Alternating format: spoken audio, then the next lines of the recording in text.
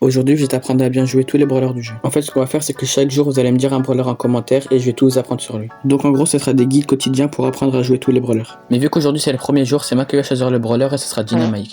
Tout d'abord, pour son attaque principale, il lance deux petits dynamites qui explosent. Si tu les lances à tes pieds, ils vont prendre du temps afin d'exploser, alors que si tu les lances de loin, ils vont instantanément exploser. Pour son super, il se recharge uniquement avec deux coups. Il lance une grosse bombe qui fait des gros dégâts et qui repousse ses adversaires. Ses points forts, c'est qu'il met des gros dégâts, qui attaquent à travers les murs et qui sont un bon contrôleur de zone. Au contraire, ses points faibles, c'est qu'il a peu de points de vie, que c'est difficile à viser et qu'il est vulnérable aux assassins. Pour ses star power et gadgets, je vous conseille le premier gadget qui stun. Il est vraiment utile et il permet de prendre un kill facilement. Mais par contre, pour son star power, il y a deux cas de figure. Je vous conseille celui qui vous fait jump, c'est-à-dire sauter, uniquement si vous avez peur des assassins. Par exemple, Morty, c'est le brawler le plus joué du jeu, ce star power il est counter.